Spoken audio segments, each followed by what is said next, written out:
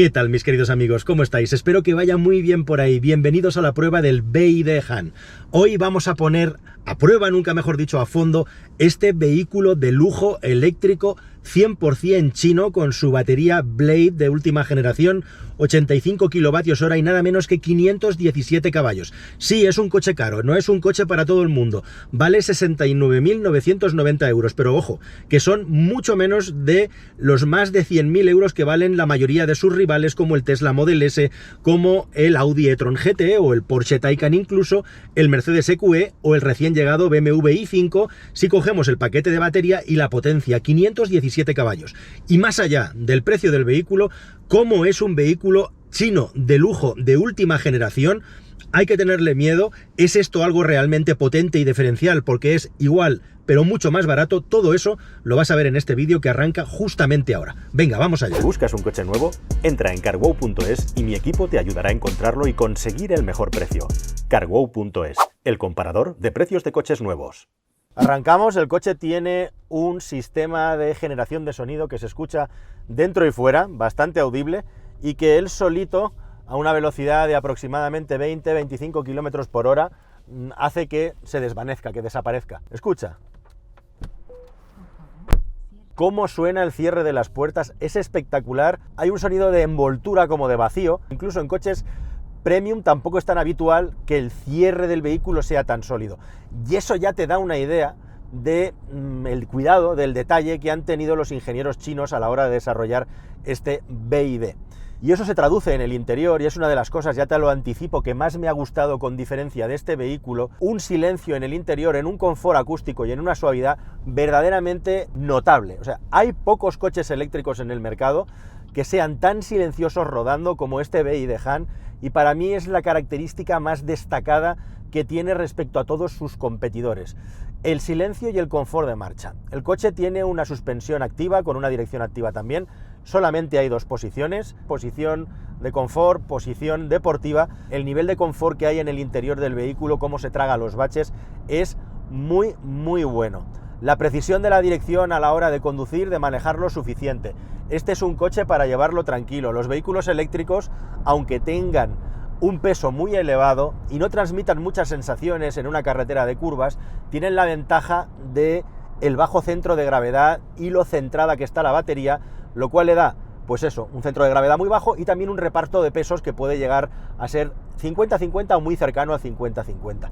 Y eso hace que sea un vehículo muy agradable de conducir, independientemente de que este BYD Han, ya te lo digo, no es un vehículo para meterse en una carretera de curvas a ir haciendo por ahí cuneteos, etcétera. Este es un coche para ir como un señor haciendo kilómetros. Yo este coche lo pongo a la altura del Mercedes EQE en lo que se refiere a silencio de marcha. En confort estaría un puntito por debajo, pero estaría claramente más cerca. Y es decir, es un vehículo que está orientado al confort, como puede ser el EQE, y no un vehículo que está orientado a la deportividad, como puede ser un Porsche Taycan, por ejemplo.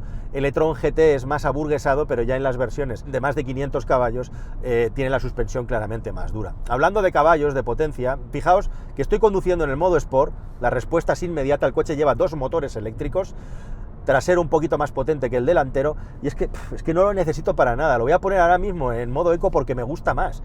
Además, en el modo eco puedes modular muy bien cómo aceleras y frenas. Me gusta mucho igualmente el tacto del freno y el hecho de que el coche tenga incluso un modo que puedes regular en la pantalla de confort para aparcamiento, para que efectivamente cuando pisas el acelerador, si estás en modo Sport, el coche no pegue tirones, no sea brusco y puedas hacer las maniobras con precisión. Toda la industria del automóvil nos practica un trile que yo creo que no tiene remedio con el asunto de las potencias de los coches. Este coche es bimotor, este coche tiene 517 caballos. ¿Quién narices necesita 517 caballos para mover un vehículo? Hoy en día todos los coches eléctricos, según el peso y el tamaño, con una potencia entre los 170, 180 y los 300, 320 caballos, van perfectamente sobrados. Ese margen, esa horquilla la doy en función del peso que tenga el vehículo, para salvar con total holgura cualquier situación de peligro, para tener una aceleración superior al 99% de la media del tráfico. ¿Para qué necesitamos 517 caballos? Sí, ya sé que los coches tienen una parte aspiracional. Este vehículo tiene esa horterada, me lo vais a permitir, amigos de BYD, de llevar atrás indicado, marcado, la aceleración de 0 a 100 que hace el vehículo, 3,9 segundos. Una cosa que luego en el día a día, ¿para qué vas a utilizar? No lo vas a utilizar nunca, el 0 a 100, digo. salvo para asombrar al vecino o a la vecina. En los años 80, en las publicaciones del motor, nadie hablaba de 0 a 100, como muchos hablaba de 0 a 400, se hablaba de recuperaciones, y con el boom de las prestaciones empezamos con el tema del 0 a 100, pero bueno, al margen de eso, lo que os quería comentar es que con el estatus actual de los automóviles eléctricos es mucho más importante tener autonomía para circular que tener chorrocientos caballos, porque al final todo se devalúa con el hecho de que los caballos evidentemente tienen un sobrecoste, pero con los motores eléctricos son mucho más fáciles de conseguir. Sí, como digo, esto no es y ya está, hay que pagar más. Pero justamente se nos justifican determinados precios en determinados automóviles eléctricos por el aumento de la potencia descomunal y porque son más potentes que sus equivalentes térmicos. Yo preferiría tener un poquito más de batería y un poquito menos de potencia para poderlo mover, siempre con un equilibrio igualmente. Este coche es distinto también a sus competidores, es muy interesante porque toca la pata de los premium, pero también de los no tan premium alto estándar, como digo, como un Porsche Taycan, por ejemplo. Y este vehículo tiene una batería de 85 kWh, que está también en la media. Todos los coches en esta clase están entre los 80 y los 100 kWh. Y lo que lo diferencia es que la batería es de litio ferrofosfato, la tecnología Blade de un fabricante como BYD, que es líder mundial en esta tecnología. ¿En qué se diferencia de las demás? Pues que las NMC tienen otras químicas y tienen más litio, y la LFP es una batería con menos densidad energética, pero que ha llegado a ciertos niveles de refinamiento que permiten poderla empaquetar en coches de cualquier tipo. Quiere eso decir que un vehículo con el tamaño que ocupa esta batería en LFP, si tuviera una batería NMC con una química convencional, pues estaría claramente por encima de los 90 kWh de capacidad por su densidad energética. 85 kWh, el problema que tiene es que pesa lo mismo que una que tiene más capacidad, pero por contra también tiene sus ventajas. Y la ventaja principal es que es una batería supuestamente mucho más segura frente a posibles accidentes que acaben en fuego, y sobre todo también mucho más perdurable, mucha más durabilidad y no tan sensible a cargas fuertes de electricidad en corriente continua. Por cierto, hablando de cargar el vehículo, si os parece, llegado a este punto, este es un coche de gran tamaño, estamos hablando de 5 metros de longitud, mucha anchura, 3 metros de batalla, y fijaos lo que me ha ocurrido a la hora de cargar el coche. Con la batería al 40 y pico %, este coche en teoría es capaz de cargar a 120 kilovatios de potencia, 125 me está dando el cargador. Este es un cargador de 200 kilovatios de potencia y, señores de Buenea, gracias, ustedes permiten que el BeatHand cargue, pero sería magnífico si pudiéramos tener una manguerita un poco más larga, porque mira lo que pasa con los coches grandes. Vais a ver el montaje que he tenido que hacer para poder cargar el coche, que no ha sido fácil, ¿eh? La manguera va, bueno, ahora no va al límite porque lo he metido en oblicuo, y además pues tenemos aquí a este simpático que no tiene un coche eléctrico y me lo ha dejado donde tendría que estar el mío. Y esto cada vez es más habitual. Y en este caso casi renta más poner el coche de manera transversal a la posición normal del cargador para poderlo cargar que lo que yo hice, ¿no? Que lo dejé en diagonal, bueno, pues por no armar ahí la marimorena o montar algo raro, pero tenía espacio realmente para haber colocado el coche transversalmente. Es una puñeta que los cargadores, especialmente los de alta potencia, este era de 200 kilovatios, que ya tienen un caño un poco más gordo, pongan unas mangueras que son lo mínimo de lo mínimo, y en vehículos grandes nos podemos ver realmente comprometidos a la hora de recargarlos. Hablando de recargar, habéis llegado a ver 125 kilovatios de potencia en el indicador. Este coche en teoría solo carga a 120 como máximo. Bueno, 120, 125 podemos considerar un margen de error, ¿no? O de holgura en el software. Sus rivales ya están todos pues en cargas de 170, 200 kilovatios, y los que funcionan a 800 voltios, que no es el caso, pueden llegar a potencias por encima de los 300. Pero realmente lo bueno que tiene esta LFP es que a 120, 125, como habéis visto, aguanta muy bien, sobre todo la segunda mitad de la carga, del 50 al 100. Y vamos, en esa parada yo me comí una hamburguesa en un restaurante. Cuando volví, el coche estaba cargado al 100% y lo había empezado a cargar en un 40%. O sea que lo que te quita por un lado te lo da por el otro, y al final la velocidad de carga se va a parecer mucho con un vehículo que tenga una química distinta de batería. Eso sí, en corriente alterna vas a cargar como máximo a 7 kilovatios de potencia. Este BYD Han tenía muchísimas ganas de meterle mano, entre otras cosas, porque es una berlina, que es como tienen que ser los vehículos eléctricos, larga y eficiente. Estamos hablando de un CX-023. Por encima de 120, vayas con el coche que vayas, hay un muro en el que el consumo crece claramente por encima de la velocidad, y si realmente quieres hacer un viaje largo, no compensa ir a velocidades de más de 120, 125 por hora. Si me apuras 130, sí, hay coches que son más eficientes que otros, un Model 3 especialmente es muy eficiente, y este coche con velocidades por encima de 140, 145, nos vamos a quedar en 270 kilómetros de autonomía de 100 prácticamente a cero. Si ya bajamos a 130, nos podemos encontrar con consumos de 24, 25 kilovatios hora, con los que vamos a andar por encima de los 300 kilómetros de 100 a 0. Y si ya vamos a velocidades normales, para un eléctrico entre 100 y 120, este coche tiene homologados 18,6 kilovatios hora de consumo WLTP, que es poquísimo, son 513 kilómetros de autonomía homologada. Si vamos a 100, 110, nos vamos a acercar claramente a esos 18, 19 kilovatios hora de consumo. A 120, pues vamos a estar en los 21, 22, algo así, más o menos. No vamos a llegar mucho más allá. Este coche tiene igualmente un sistema de asistencia a la conducción y me ha parecido, como otros vehículos que han venido de China con estos sistemas, que el par que te mueve el volante, la fuerza que te mueve el volante para corregir la posición y no pisar línea, es excesivamente fuerte, es decir, excesivamente duro, con lo cual en mi caso, yo personalmente lo he acabado desconectando. ¿Cómo es el interior del BYD Han? Vamos a echarle un repaso. Pues os tengo que decir para empezar que es un vehículo muy made in China. Cuando digo muy made in China me refiero a la última generación de coches chinos que ya vienen con sus pantallitas. Lo habitual en los vehículos chinos es que tengamos aquí puesta la pantalla de una manera resaltada, como veis, ubicada como si llevara un soporte y no integrada en el salpicadero, en las formas del salpicadero, muy habitual de los automóviles chinos. Me ha salido chino en andaluz, ¿eh? Muy habitual también es estas instrumentaciones y pantallas en general. ¿Os fijáis cuáles son los colores habituales? Pues siempre son colores azulados, tipografías finas. Esto es muy típico de vehículo chino y cada vez un poquito más le vamos cogiendo el tranquillo a qué es lo que nos ofrecen a nivel de comunicación con el conductor. Bueno, si tenemos en cuenta que a los japoneses de Toyota, por ejemplo, les ha costado décadas ponerse al día en estos sistemas de comunicación multimedia, y los chinos en esta última generación ya traen cosas prácticamente equivalentes a las que tenemos nosotros, pues en fin, está todo dicho, ¿no? Como veis, la calidad del display es muy buena.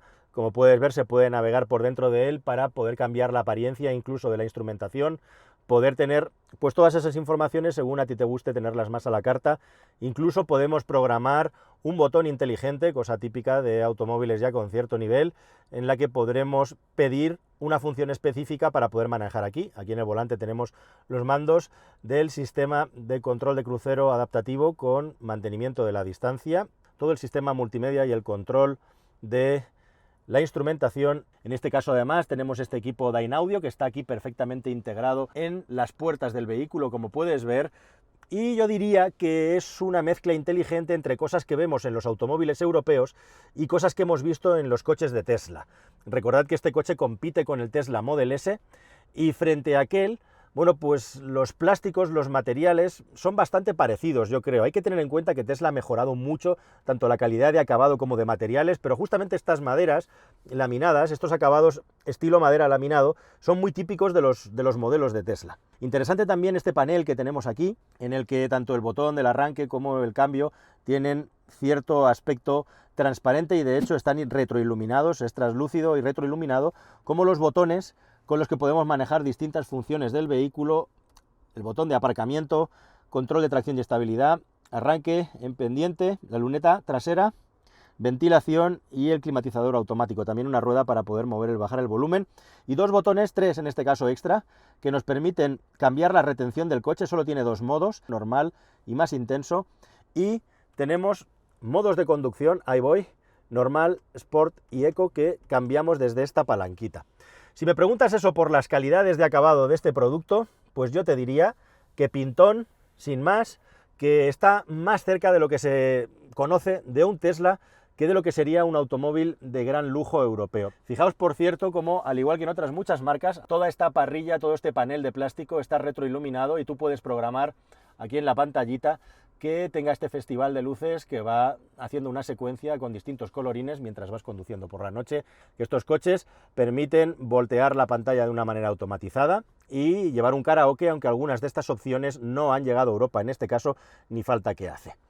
Por cierto, también toma, como veis, USB estándar y una USB-C, muy bien, un espacio para dejar ahí dentro un teléfono celular, e igualmente también aquí tenemos el espacio para dejar el teléfono con la carga inductiva y un cajoncete que nos va a dejar otras dos tomas USB y la toma de 12 voltios, una ranura para tarjeta para poder guardar cosas que veas con la cámara. Muchos me preguntabais en las redes, oye Juanfran, ¿esto tiene Apple CarPlay y Android Auto? Este coche vale 69.990 euros con sus 517 caballetes de potencia. Pues no, no lo tiene, pero lo van a implementar próximamente. En una actualización lo vas a tener. Pero el coche tiene cosas interesantes, ya hablando así un poco en serio, como por ejemplo todo el sistema de visión para aparcar, que nos permite pues tener muchísima capacidad de poder saber qué es lo que está pasando alrededor del vehículo 360 grados sin ningún tipo de problema. Tenemos también una suspensión activa que tiene dos modos básicamente, tanto para el frenado como para la suspensión, ya lo veis, como para el asistente de la dirección,